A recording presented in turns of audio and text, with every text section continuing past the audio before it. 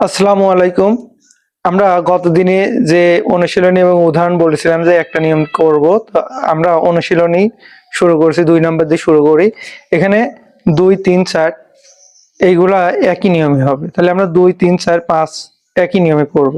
তাহলে 2 দিয়ে আমরা শুরু করি, ইনশাল্লাহ আমরা সম্পূর্ণ অধ্যায়েই একটা একটা করে অঙ্ক সবগুলো করে দেব।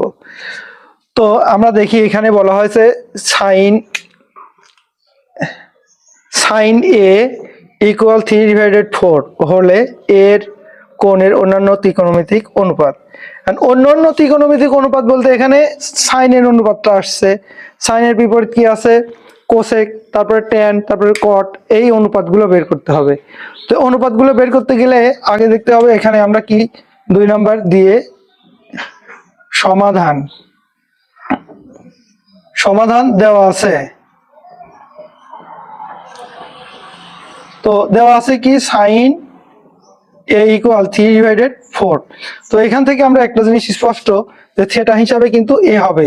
তাহলে আমরা দেখি যে এ বি সি একটা সমকোণী ত্রিভুজ নেব। এটা হচ্ছে এটা হচ্ছে সমকোণ বা 90 ডিগ্রি, এটা অতিভুজ। আমরা জানি যে সমকোণের বিপরীত অতিভুজ হয়, আর এটা হবে থিটার বিপরীত লম্ব হবে, বাদ বাকিটা ভূমি। তো থিটা এখানে যেহেতু এ লেখা আছে, সেক্ষেত্রে আমরা থিটার এখানে এ দেব। এই দুইটা আমরা ইচ্ছা মতো বসাতে পারি। তো আমরা এখানে বি আর এখানে সি নিলাম। তাহলে এখন আমাদের সমকোণী ত্রিভুজ এ বি সি থিটা হিসাবে এ আমরা এখানে ব্যবহার করব। তো এখন দেখি সাইনের এটা কি অনুপাতে আছে, এই লবের কি থাকবে আর হরে কি আছে। তাহলে লবে আছে আমাদের সাইনের কি সাগরে লবণতি, সাগরে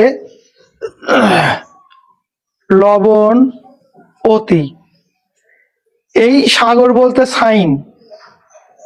সাইন থিটা, আর এখানে লতে লম্ব আর ভাগ অতিতে অতিভুজ।